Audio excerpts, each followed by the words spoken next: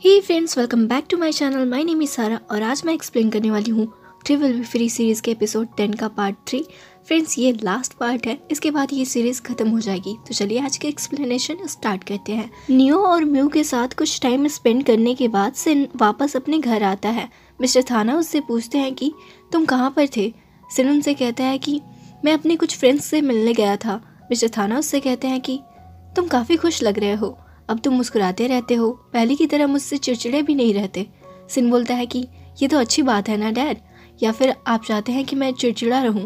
उसके डैड बोलते हैं कि नहीं, अच्छी बात है कि तुम खुश हो। तुम्हें जिससे खुशी मिलती है उस चीज़ को तुम्हें अपने पास ही रखना चाहिए। खुशी बहुत ही कम समय के लिए टिकती है, इसलिए जब भी खुशी का मौका मिले तुम्हें उस लम्हे को थाम लेना चाहिए, क्योंकि जब दुख का समय आता है तब वो पल इतना लंबा लगता है कि कभी कभी मरने का मन करने लगता है। सिन बोलता है कि आप तो ऐसे बोल रहे हो जैसे कि आप चाहते हैं कि मैं कोई आश्रम ज्वाइन कर लूँ। उसके डैड बोलते हैं कि मैंने अभी तुम्हें बस एक जीवन के सच से रूबरू करवाया, तुम्हें और भी बहुत कुछ सीखना बाकी है। मेरी लाइफ से तुम सीख ले सकते हो। मैंने अपनी ज़िंदगी में बिजनेस में लॉस, फरेब, धोखाधड़ी, इन सब को फेस किया है। यहाँ तक कि मुझे मेरे अपनों ने भी धोखा दिया है, और आज मैं जहाँ पर हूँ मैंने सब कुछ कैसे फेस किया है ये तुम जानते हो। याद रखना सिन, मेरी ज़िंदगी में अगर मैं किसी से सबसे ज़्यादा प्यार करता हूँ, सबसे ज़्यादा जिस पर भरोसा करता हूँ, तो वो पर्सन सिर्फ तुम हो। मेरी लाइफ के बाकी दूसरे लोगों की तरह तुम भी मुझे निराश मत करना। सिन को कुछ समझ नहीं आता कि उसके डैड उससे इस तरह से क्यों बात कर रहे हैं, और जब तक उसे समझ आता है काफ़ी देर हो चुकी होती है। उसके डैड उसे उसी रूम में लॉक करके वहाँ से चले जाते हैं। सिन उनसे दरवाज़ा खोलने के लिए चिल्लाता रह जाता है, पर वो नहीं सुनते। मिस्टर थाना नियो और म्यू को जान से मारने के लिए अपने आदमियों को पहले ही भेज चुके हैं, ये सिन समझ जाता है, लेकिन अब काफ़ी देर हो चुकी होती है। वहीं इधर नियो और म्यू उस जगह से निकलने की तैयारी कर रहे होते हैं। ये दोनों वहाँ से निकलने के लिए अपना बैग पैक कर रहे होते हैं। नियो म्यू से बोलता है कि आई होप कि अब मुझे भागना ना पड़े, और मैं ये सोचकर कि कहीं कोई मुझे जान से ना मार दे, डरने के बजाय चैन की नींद से सो पाऊँ। ऐसे तो बहुत ही डरावना लगता है। इस पर म्यू उससे कहती है कि हाँ, तो तुम अब फिर से किसी माफिया की बीवी के साथ अफेयर मत करना, सेफ रहोगे, और इस बार मैं या शिन वहाँ पर नहीं होंगे तुम्हारी हेल्प के लिए। नियो बोलता है कि हाँ मुझे पता है। वहीं दूसरी तरफ हमें दिखाया जाता है कि सिन अपने डैड से बहुत रिक्वेस्ट करता है कि वो उसे बाहर आने दे, पर वो डोर नहीं खोलते हैं। तब सिन जल्दी से म्यू को कॉल लगाता है। म्यू नियो से बोलती है कि शिन का कॉल आ रहा है। नियो से कहता है कि शायद उसकी कोई चीज़ यहाँ पर छूट गई होगी, ज़रा चेक कर लो तो। तब तक म्यू कॉल रिसीव करके सिन से बात करने लगती है। उससे पूछती है कि क्या बात है। सिन उससे कहता है कि म्यू जल्दी से वहाँ से भाग जाओ। म्यू ने अभी आगे बोलना शुरू ही किया था कि तभी थाना के दो आदमी घर के अंदर गन लिए घुस जाते हैं। म्यू के मुंह से डर के मारे चीख निकल जाती है। सिन ये सारी बातें सुन रहा होता है। वो दोनों गुंडे नियो से बोलते हैं कि वो जल्दी से अपना गन और बैग नीचे रखते। नियो बेचारा क्या करता, वो जैसे बोलते हैं नियो वैसा करता है। वहीं म्यू भागने की कोशिश करती है तो वो दोनों गुंडे बारी बारी से नियो और म्यू को मारने लगते हैं। उन दोनों में से एक बंदा उनसे बोलता है कि आज मिस्टर थाना तुम दोनों को तुम्हारी कब्र में पहुंचा देंगे। ये दोनों गुंडे म्यू और नियो को एक सुनसान जगह पर लाकर हाथ पैर बांधकर बैठा देते हैं। बाद में मिस्टर थाना वहाँ पर आते हैं। मिस्टर थाना नियो से कहते हैं कि तो फाइनली आज हम आमने सामने मिल ही गए। देखो, मुझे किसी का काम तमाम करने में उतना टाइम नहीं लगता। यूजुअली मुझे किसी पर्सन को ट्रैक करने में 1 या 2 दिन लगता है, उसके बाद मेरे आदमी उस पर्सन का काम तमाम कर देते हैं। फिर मिस्टर थाना उन्हें प्रोजेक्ट से इमेज दिखाते हुए बोलते हैं कि ये देखो, इस बंदे का नाम कमनून पो था। ये अपनी ज़मीन मुझे नहीं बेच रहा था। इसका पता लगाने में मुझे 2 दिन लगे, फिर इसका काम ख़त्म। और ये दूसरी तस्वीर है एक लॉयर की, जो मेरे करोड़ों रुपए का केस हार गया। ये कई हफ्तों से भागता रहा और फाइनली मैंने इसे बॉर्डर पर दबोच लिया। उसके बाद इसका भी काम खत्म। इसके बाद मिस्टर थाना उन्हें बॉस जॉन की तस्वीर दिखाते हुए बोलते हैं कि इसे तो तुम लोग जानते ही होगे, पहले तुम इससे मिल भी चुके हो। इसकी कहानी तो मुझे तुम्हें बतानी नहीं पड़ेगी। नियो बोलता है कि म्यू को जाने दो, इसका इन सब से कोई लेना देना नहीं है, और मैंने ही तुम पर हमला करने की कोशिश की थी क्योंकि तुमने मेरे भाई को मरवा दिया। मिस्टर थाना बोलते हैं कि ओह, तो ये बात है, तुम तो जेंटलमैन हो, इसलिए तो सिन तुम्हें लाइक करता है। मैं तुमसे एक सवाल पूछना चाहता हूँ, तुमने ऐसा क्या किया कि शिन तुम्हारे लिए मुझे धोखा देने की पॉइंट तक उतर आया। म्यू टॉन्ट मारते हुए बोलती है कि हमने कुछ नहीं किया। अब जिसका बाप ही तुम्हारे जैसा हो तो वो तो ऐसा करेगा ही। इतना सुनते ही मिस्टर थाना जोर से हंसने लगते हैं और फिर बोलते हैं कि वैसे मुझे तुम लोगों को थैंक्स बोलना चाहिए।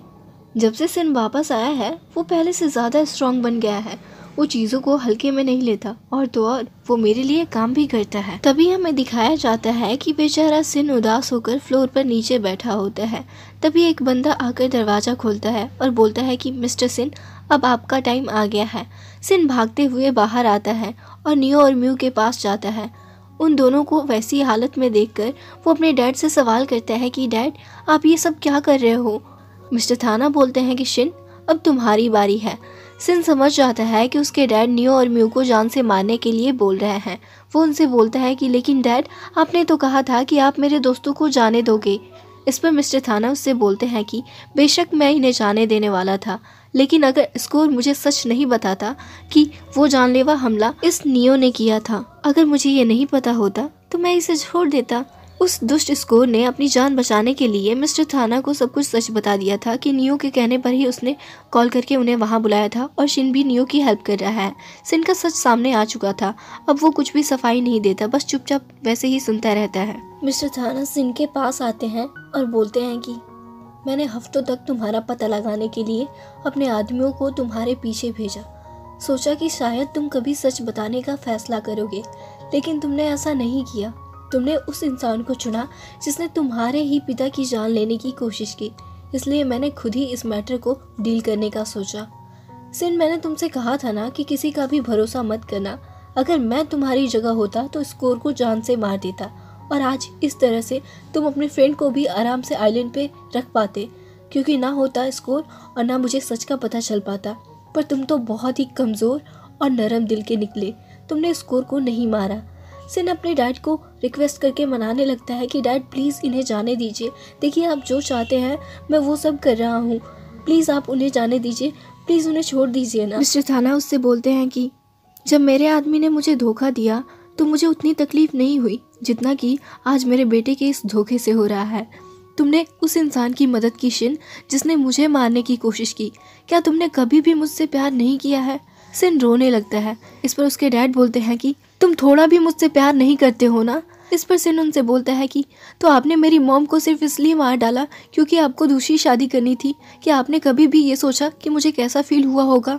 मिस्टर थाना बोलते हैं कि अच्छा, तो इसलिए तुमने मुझे जान से मरवाने के लिए इनकी हेल्प की। सिन बोलता है कि मैंने कभी नहीं चाहा कि आपकी मौत हो, लेकिन मैं ये चाहता था कि आप हमेशा से ही जो भी कर रहे हैं उसकी रिस्पॉन्सिबिलिटी लें। पर आपने पावर और पैसे के दम पर जो चाहे वो किया, यहाँ तक कि आपने उस पर्सन को भी मरवा दिया जिससे आप कभी प्यार करते थे। क्या आपको थोड़ा भी कुछ फील नहीं हुआ? सिन के इस सवाल पर मिस्टर थाना अपना मुंह फेर लेते हैं।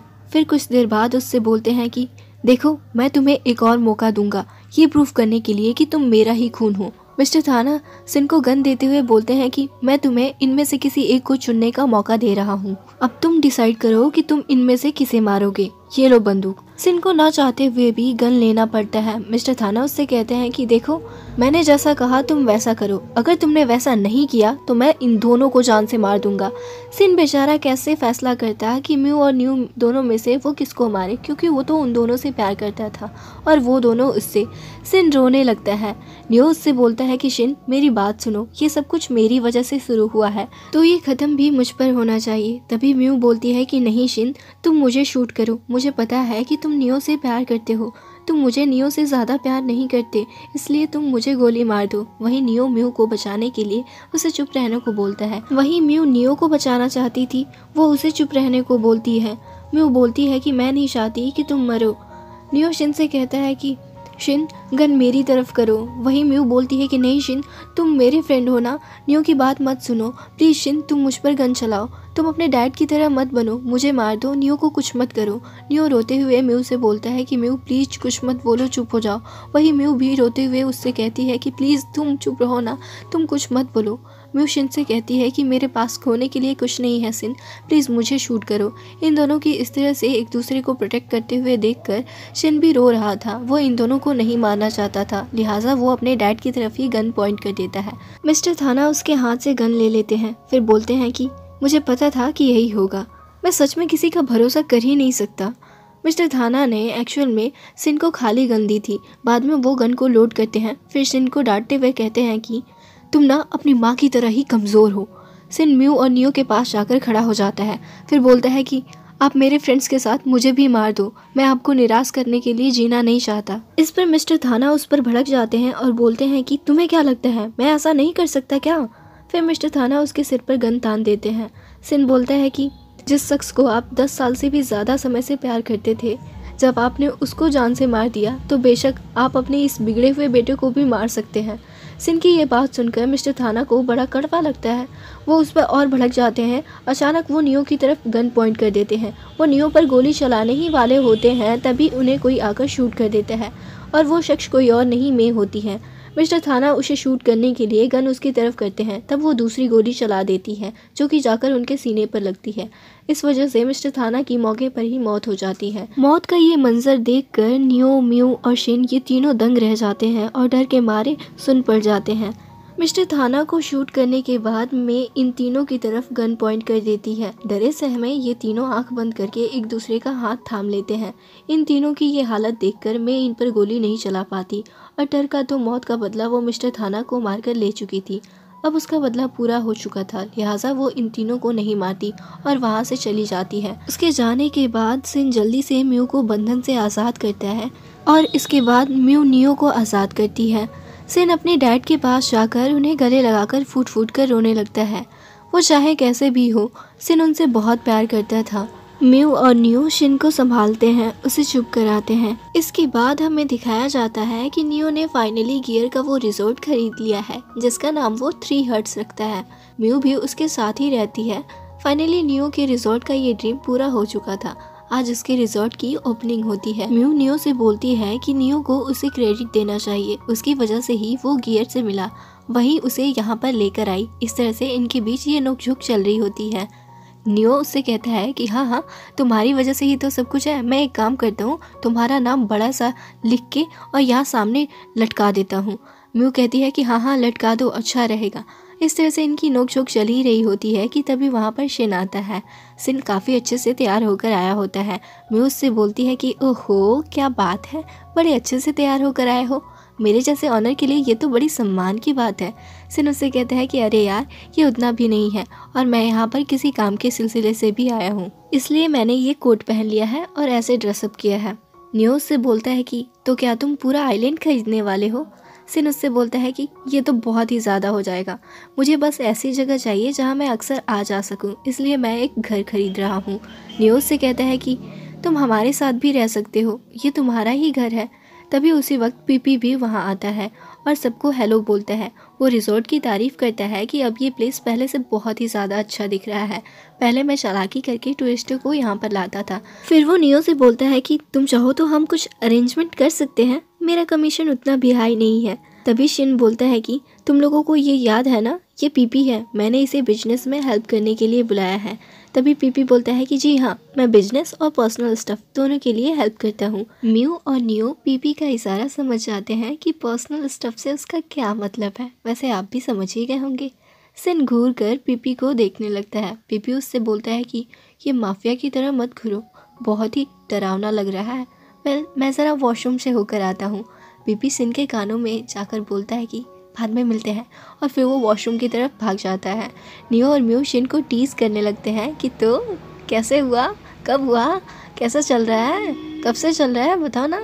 सिन ऐसे मासूम बनता है जैसे उसे कुछ पता ही नहीं। वो बोलता है कि तुम लोग क्या बोल रहे हो, मुझे कुछ समझ नहीं आ रहा है। नियो बोलता है कि अरे चलो अब बता भी दो।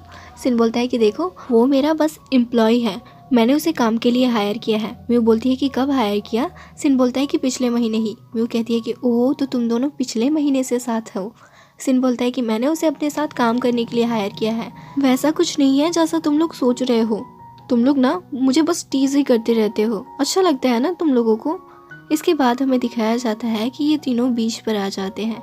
नियो बोलता है कि वो रात कितनी फनी थी ना, मुझे आज भी वो रात याद है। म्यू बोलती है कि हाँ, शिन कितना ड्रामा कर रहा था क्योंकि वो हम दोनों से जेलस था। सिन बोलता है कि ओह रियली, मैं जेलस था, तुमने जानबूझकर मुझे चुना था। मुझे याद है कि तुमने गियर से बोला कि वो मुझे समुद्र में फेंक दे।